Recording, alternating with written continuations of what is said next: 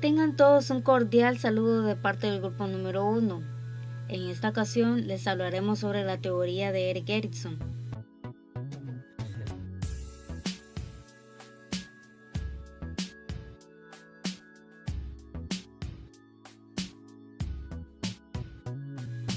Erik Erikson fue un psicólogo y psicoanalista nacido en Alemania un 15 de junio de 1902 y falleció un 12 de mayo de 1994 en Estados Unidos.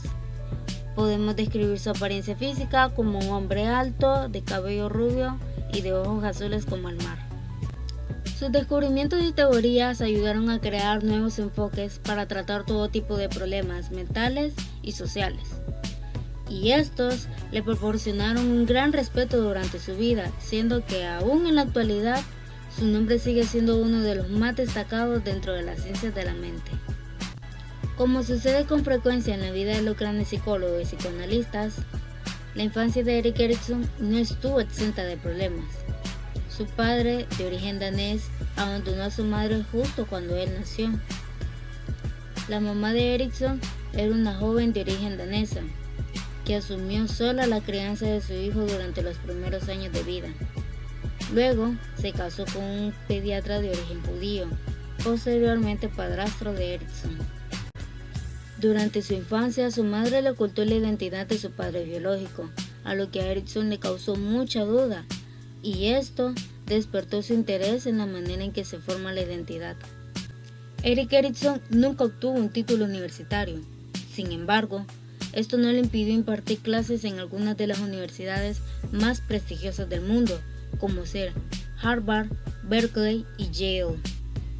Erikson fue un psicólogo freudiano, es decir, aceptaba las teorías de Freud como correctas.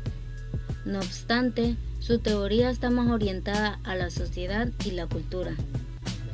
Erikson afirma que los seres humanos con un desarrollo sano deben pasar a través de 8 etapas del desarrollo, desde la niñez hasta la adultez tardía, y esta fue su aportación más conocida en el campo de la psicología, la teoría del desarrollo psicosocial. Cada una de ellas está marcada por un conflicto psicológico, y si una de estas etapas no se completa con éxito, es probable que reaparezcan como problemas en el futuro. Y como sé que les da mucha curiosidad saber cuáles serán estas 8 etapas del desarrollo, los dejaré con mi compañero Denis. Él nos introducirá sobre cuáles serán estas etapas.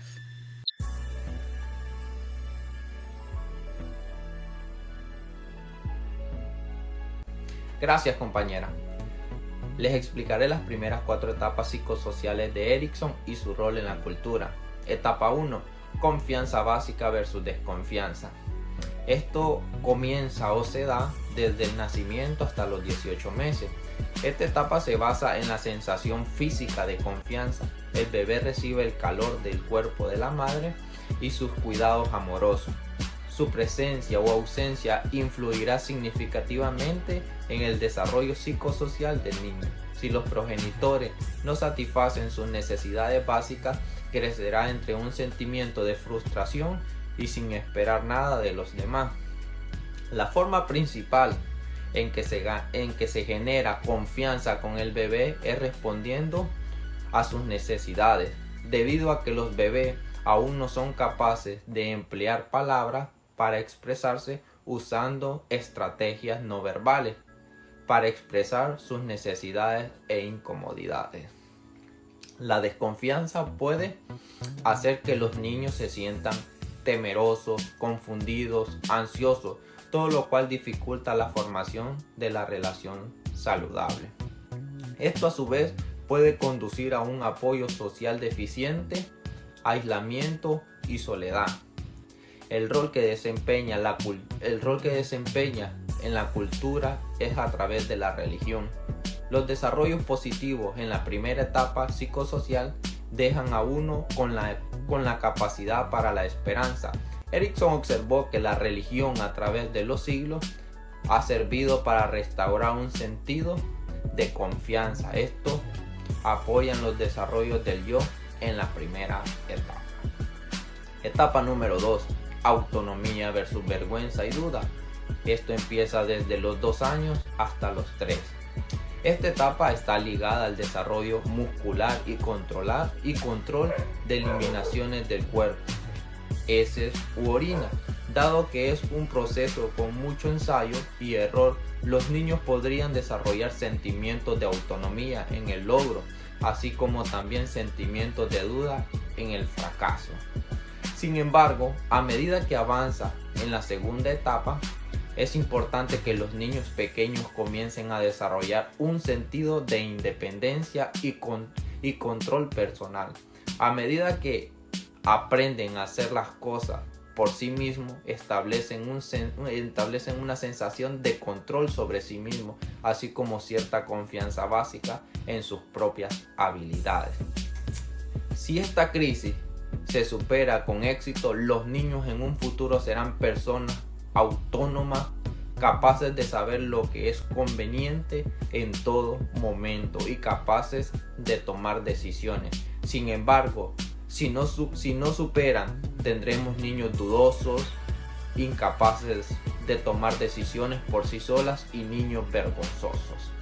El rol que juega es la ley.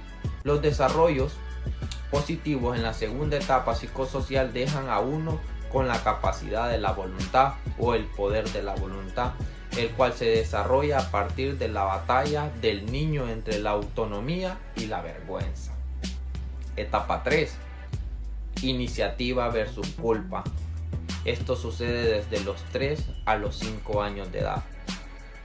Se da en la edad del juego y los primeros contactos sociales. El desarrollo de la imaginación tiene un papel clave, así como también el paso a la acción. El niño tiene la capacidad para poner en marcha los planes motores que le permiten su irrupción en el espacio. Así, la gran curiosidad por explorar y la incertidumbre lo llevan a desarrollar conductas de iniciativa o culpa. Aquí crece el interés en desarrollarse socialmente y contactar con otros niños. Y si esta interacción con los padres y sus iguales no tienen una respuesta positiva, la balanza se inclinará hacia la culpa. Para reforzar la iniciativa, los cuidadores deben elogiar los esfuerzos del niño y evitar ser críticos con los problemas o errores. Quizás la ropa esté mojada y la pasta de dientes quede en los lavamanos, pero sale del baño un niño de 5 años con la cara sonriente y con los dientes y la pijama limpia. Esto es de elogiar, es de decirle a los niños: ¡wow! ¡Qué bien! En el caso de que un niño no se le permita hacer nada, se echará atrás y no tendrá iniciativa debido a la sensación de culpa. Por lo tanto, un niño sano debe tener iniciativa. Tenemos que enseñarle iniciativa desde muy pequeños, desde los 3 a los 5 años. Ellos ya tienen que saber eso. El rol son los prototipos ideales. La tercera etapa deja al niño con la virtud básica del propósito. El orden social para esta etapa consiste en los prototipos ideales de la sociedad. Etapa 4. Laboriosidad versus inferiosidad. Esto es desde los 5 a los 12 años, en la etapa en la que el niño comienza su instrucción preescolar y escolar y suele estar ansioso por hacer cosas junto con otros. Aquí ya existe un bagaje de experiencia que le permite desarrollar en un ámbito con reglas tanto la socialización como el intercambio con sus pares potenciará la superación de circunstancias a través de la proactividad o de replegarse. Es importante ofrecerle una estimulación positiva por parte de padres y también profesores, amigos, reconocer los logros y ayudarle a calificar desde el realismo hasta donde pueden llegar en sus desafíos, para que no se afiancen en el sentimiento de inferioridad, es decir, que ellos no se sientan menospreciados y tímidos. Si la crisis se supera con éxito, tendremos niños productivos, adaptados perfectamente al mundo y con una utilidad en la sociedad. El rol que desempeña son los elementos tecnológicos. El sentido de competencia que se desarrolla en la cuarta etapa es apoyada por los elementos tecnológicos de la cultura, particularmente la manera en que el trabajo es olvidado entre la gente. Las oportunidades injustamente limitadas por la discriminación son particularmente dañinas para el desarrollo de esta etapa, así como sobreénfasis en el trabajo como una base de la identidad. Los dejo con mi siguiente compañera.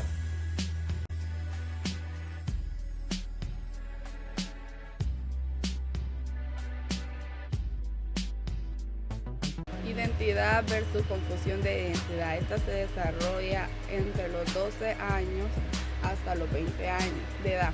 En esta etapa el sujeto transmite tanto la búsqueda de una identidad como diversas crisis marcadas por la resignación de los conflictos de cada etapa anterior. La exploración de los propios límites y posibilidades ocurre en esta etapa, marcando diversos hitos en la consideración de la identidad del adolescente, el rol que desempeña en la cultura a través de las presentaciones, perspectivas ideológicas. La virtud de la fidelidad es la que surge de la quinta etapa psicosocial. Esta permite al individuo ser fiel a una ideología, por lo tanto, las perspectivas ideológicas de la sociedad apoyan, a veces incluso promueven la fortaleza de este yo. La finalidad de esta etapa es la construcción de nuestra identidad, es poder respuesta a la pregunta de quién soy. Identidad versus aislamiento. En esta etapa, la intimidad supone la posibilidad de estar cerca de otras personas, ya que el sujeto posee un sentimiento de seguridad de no perderse a sí mismo. La perspectiva de conflicto adolescente y inseguridades provoca aislamiento y deficiencia en los vínculos sociales. Rol, patrón de control, cooperación y competencia. La resolución exitosa de la sexta etapa produce la fortaleza del yo, que Erikson llamó capacidad de amar. Esta fortaleza apoya y canaliza a través de lo que Erikson dominó patrones de cooperación y competencia. Generatividad versus estancamiento. Esta se ve hasta los 30 años, hasta los 50 años. Periodo generalmente a la crianza de los niños, dejando de lado la necesidad propia. La tarea fundamental de esta etapa es lograr un equilibrio apropiado entre la productividad y el estancamiento. Este último se produce cuando las personas se dejan absolutamente de lado en pos de la tarea diaria. El rol, corrientes de educación y tradición. La fortaleza del cuidado se desarrolla en esta etapa. En esta etapa se presenta el nutriente de la generación anterior hacia la generación siguiente. Por ejemplo, como padres, madres y mentores. El involucramiento social es claramente evidente en tales formas institucionales como los sistemas escolares. Integridad versus desesperanza. Edad 50 hasta la muerte. La vejez está caracterizada por una lucha entre la integridad y la desesperación. Esta es la última etapa donde los pesares de la vida junto al desgaste físico se van acumulando. Según Erikson, el gran objetivo consiste en mantener la integridad física y emocional sin caer en la desesperación. Rol, sabiduría. La fuerza del yo desarrollado durante la vejez es la sabiduría descrita por Erickson como un interés informado y desesperado por la vida misma en vista de la muerte misma. El individuo idealmente se conecta con la sabiduría de las edades, con lo cual busca entender el significado de la vida individual y colectiva.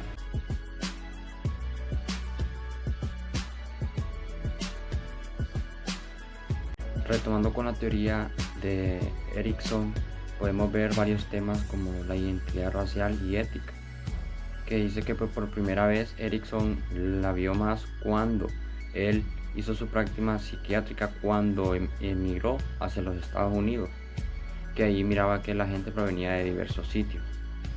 Y se definió más cuando él nuevamente, como lo hizo él mismo, Erickson cambió su apellido.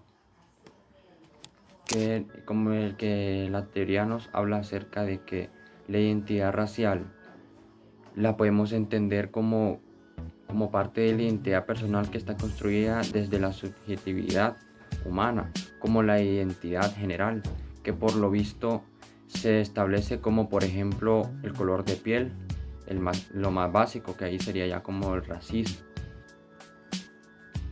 Aquí nos habla el racismo, que dice que la teoría de Erickson atribuye tales diferencias a los factores culturales como el racismo, ya pues el color de piel o el hablado. También habla de la etnia, que dice que el sentido entiende por etnia étnica, que es sentido de permanencia de identificación a un determinado grupo étnico, ya sea blanco o afroamericano, chino, indígena, etc. Es como perteneciente a un grupo étnico, por ejemplo. Y desde la introducción de Erickson de la identidad como idea seminal, otros han expandido el concepto para entender mejor las identidades raciales y étnicas. Y una persona puede desarrollar una fuerte identificación con su grupo étnico, racial o cultural, que ahí podemos ver como las costumbres, la étnica, por ejemplo los grupos, una étnica o identidad de género. Esta identificación puede proporcionar la base de la fortaleza y mejora. Sin embargo, puede tener consecuencias adversas en la autoestima. Y pasamos a otro tema, que sería el género, que aquí el género Erickson, que al momento de hablar de este tema, Erickson fue criticado por no entender adecuadamente a la mujer, a pesar de su atención al contexto social del desarrollo. Erickson estuvo de acuerdo con la proposición analítica de que las diferencias de las personas entre los hombres y mujeres son determinadas fundamentalmente por la biología. Y a pesar de la resolución de la identidad de hombres y mujeres, Erickson nos explica que con los hombres y mujeres debería permanecer distinto de hombre y mujer, pero dentro de sus roles tradicionales. O sea que de hombre y de mujer, esos son los roles. Y fue implicada asumir las cuestiones inherentes al sexo biológico, la feminidad, la masculinidad y el rol como hace ver la mujer. También que cuando dice que Erickson hizo como un experimento o proyecto, que Erickson apunta ilustra su orientación biológica. O sea que Erickson, como le estoy diciendo, que recalcando que el proyecto que él hizo fue que observó a 300 niños y niñas en un rango de entre edades de 10 y 12 años durante un periodo de 2 años. Él proporcionó una variedad de juguetes, incluido figuras humanas, bloques, y pidió a cada niño que construyera una escena emocionante, como la de una película. Por lo tanto, que las niñas construyeron escenas tranquilas de interiores como portales detallados, y los niños construyeron altas torres representaron más movimiento y actividad. Que por lo tanto que los niños construyeron altas torres y las niñas construyeron interiores con portales detallados, como lo interior de una casa. Y Erikson a esto lo interpretó como diferencias de proyección a los aparatos genitales de los niños. Lo interior simboliza la matriz y las torres el pene.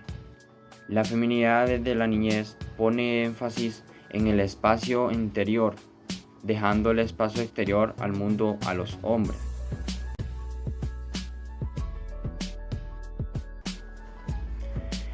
Por último tenemos el estatus de la identidad, que nos habla de que la identidad Erikson lo estudió con frecuencia, pero que hubo un analista llamado James Marcia, investigador, que razonó que la identidad completa del desarrollo ocurre si un individuo ha experimentado una crisis y ha salido de ella con un compromiso razonable, firme hacia una ocupación o ideología.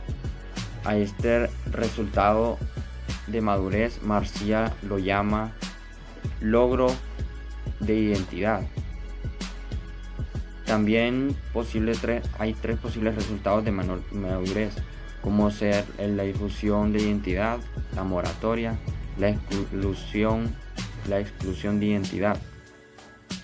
Cuando hay difusión de identidad, en la cual cuando ni la crisis ni el compromiso han sido experimentados, y la moratoria es en el cual una crisis está siendo experimentada actualmente, pero en ningún compromiso se ha hecho. Y por último, la exclusión de la identidad, que en la cual se ha hecho un compromiso sin una crisis y sin mucha exploración de las alternativas, con frecuencia aceptando simplemente las opciones paritales.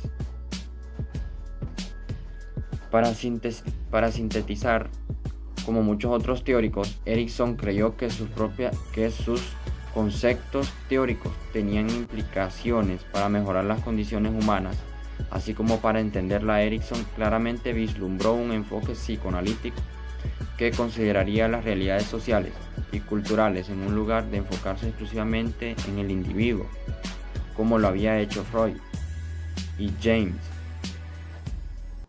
ya que Codd y Charles Levine hicieron una teoría tal que se llamaba psicología psicoanalítica social en investigación de la teoría.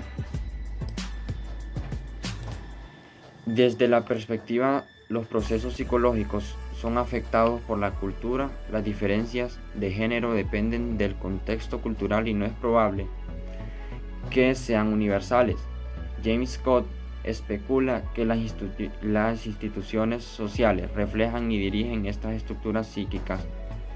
Por ejemplo, ello es expresado en la música y el baile, los deportes y prostíbulos, el superyo en religión, lo